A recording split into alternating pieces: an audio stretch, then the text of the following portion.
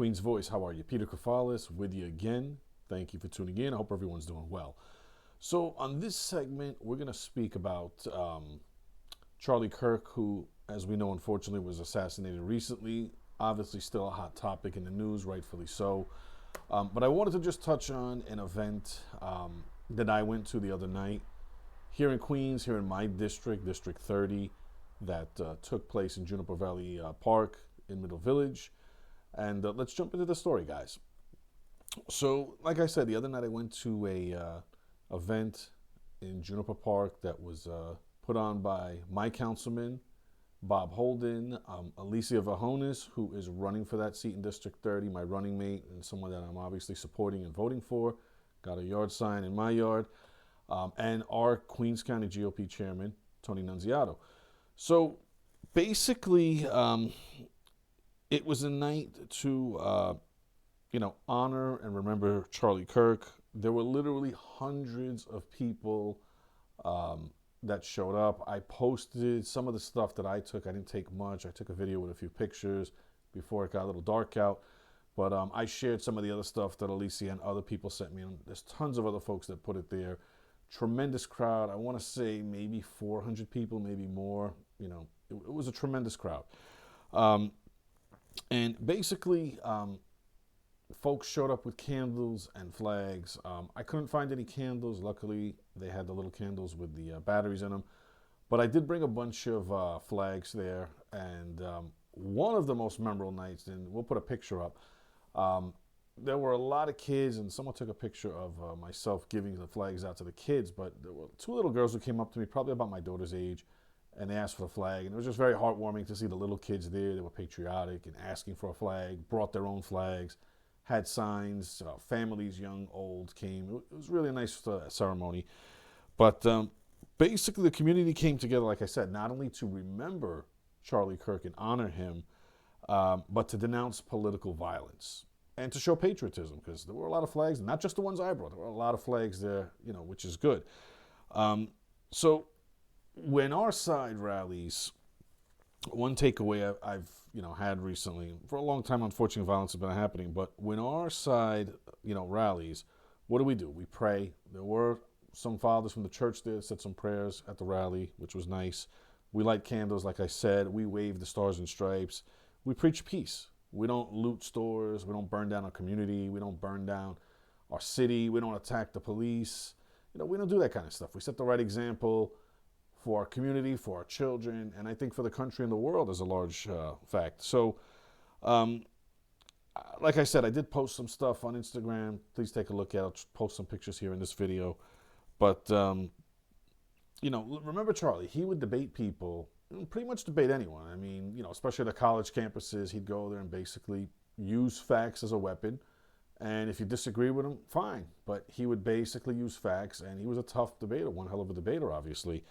But we can't accept political violence. So if someone doesn't agree with someone, that's fine. This is a free country. We can say what we want. We can disagree. But it should never come down to violence, let alone taking someone's life. I mean, that's unacceptable.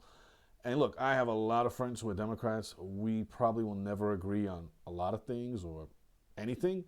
But I'm not the type of person that would disconnect from them, not talk to them anymore, or, bring violence to them or try to kill them, obviously, or anybody that's not, I wouldn't do that to anybody. I mean, that's just, crazy.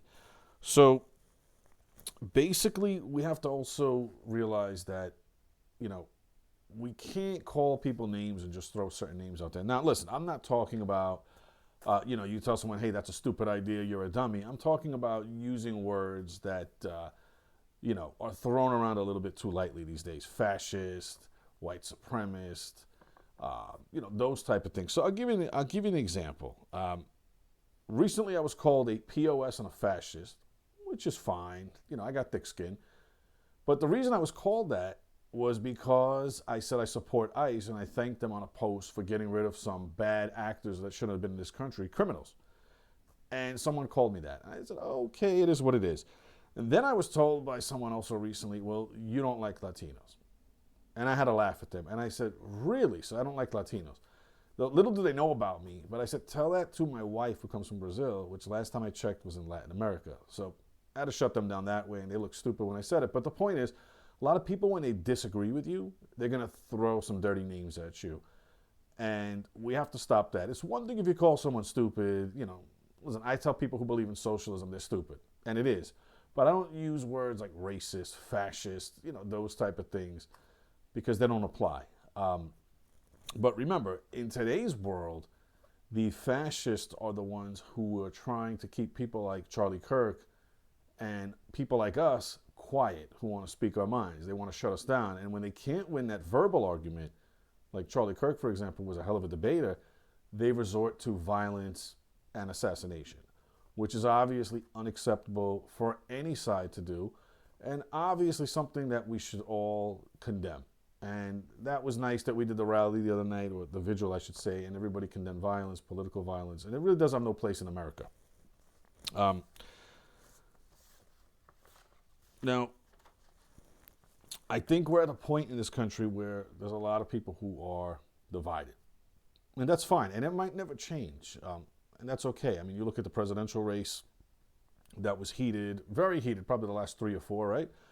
And that's politics. And we can even look at the New York City mayoral race now that we're in right now, and that's pretty heated too. But when you have people who, like I said, are willing to hurt, maim, and kill people just because they don't believe in what they're saying, that's where we have to look at each other, no matter what side of the aisle you're on, and just say, hey, this is wrong. We can agree, we can have a heated debate, maybe even yell at each other, but we should never partake in political violence, because that's what happens in other countries around the world that are a mess right now. And we definitely don't want to see that here. We have enough violence in this country as is.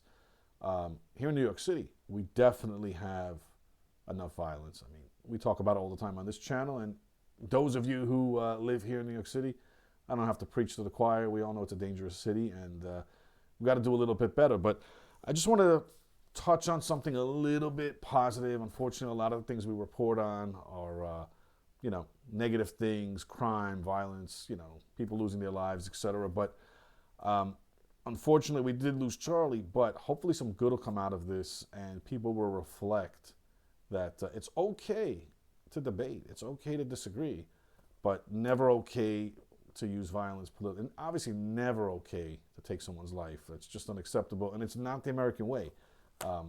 We go to the ballot box, we debate, we vote, we talk to our friends, we talk to our neighbors, our community, and we talk to them and say, hey, I disagree with you. Here's why I believe in this or don't believe in that, and here's why I'm voting for this person or I'm not voting for that person. And that's the way things should go in America and in the civilized world. So I just want to report on this. I don't think there was a lot of coverage other than from the people who were there, like the big networks or anything like that, but it was a really nice event.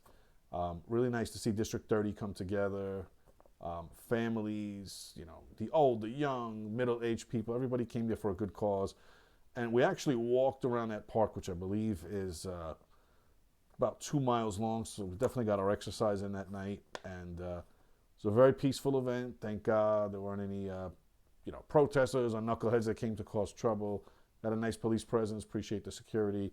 And it was a really overall a touching event. And wasn't an event that I went to talk at, and that's fine, but I was just happy to be invited, happy to be part of it, part of the community, and just to sharing that good spirit type stuff. And it's nice when people can get together out of something that's a negative and turn it into a positive. So I just wanted to share that with you.